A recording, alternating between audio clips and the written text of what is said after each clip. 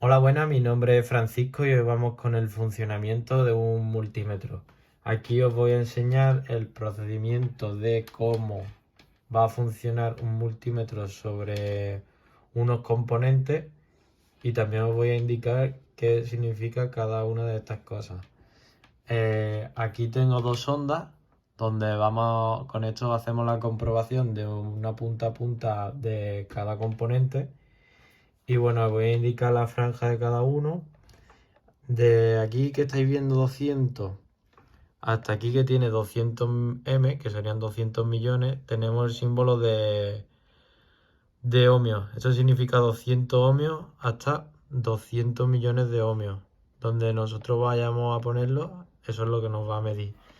Desde aquí que tenemos la V continuo, sería voltaje en continua. Desde aquí que tenemos 200 milivoltios hasta 1000 voltios en continua. Esta franja, donde lo pongamos, nos va a medir, dependiendo de donde lo pongamos. Si lo ponemos en el 2 y tenemos 9 voltios, nos va a dar voltaje en alto. Tendríamos que pasarlo a otra frecuencia, que serían en 20 voltios en continua. Ya nos mediría bien.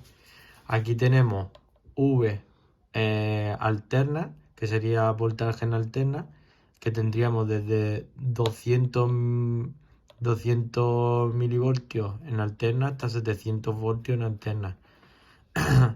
El HFE es para la comprobación de transistores NPN o PNP. Y aquí tendríamos emisor base conector o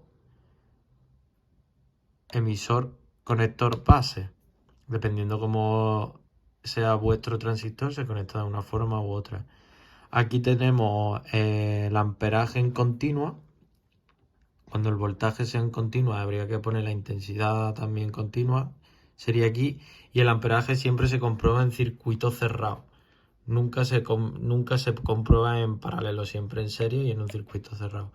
Tendríamos desde 10 amperios hasta 2 miliamperios en amperios en alterna. Aquí lo tendríamos el amperaje en continua, que tendríamos desde 2 miliamperios hasta 10 amperios en continua. Y aquí ya pasamos a los faradios. Esto es para la comprobación de condensadores. Tenemos desde 2 nanos hasta 200 microfaradios. Y aquí tenemos la continuidad o comprobación de diodos. Bueno, vamos a proceder a enseñaros algunos componentes y a ver cómo funcionan. Y bueno, vamos a encenderlo y vamos a proceder a la comprobación de esta resistencia, que es de 100K.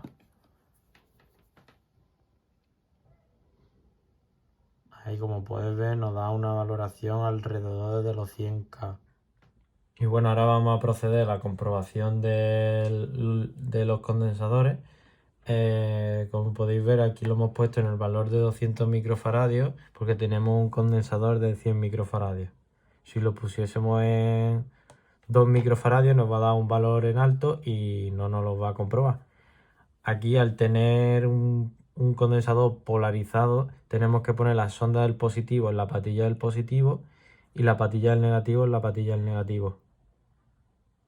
Como podéis ver, nos da un valor aproximado de 100 microfaradios, siendo de 100 micros. Bueno, vamos a proceder ahora a la comprobación del diodo. El diodo nos tiene que conducir de un lado hacia el otro. Si ponemos la patilla del positivo en la parte donde no está el cátodo y la patilla del negativo donde está el cátodo, tiene que conducir. Como podéis observar, nos da ahí un valor, que eso significa que conduce. Si lo ponemos al contrario, nos va a dar alto y eso significa que no conduce. Y bueno, ahora vamos a la comprobación de los transistores. Yo tengo un transistor, un BD135, que es NPN, con la patilla del emisor de la derecha, creo recordar. Pues no. Creo que era la pastilla aquí. Ahí, como podéis observar, me da un valor alto y eso significa que está bien el transistor. Prueba ahora la tensión de la pila en voltaje en continua, el positivo con el positivo de la pila y el negativo con el negativo de la pila. La pila de 9 voltios nos da 9 voltios. Ahora vamos con el voltaje en alterna. Vamos a ponerlo en un enchufe.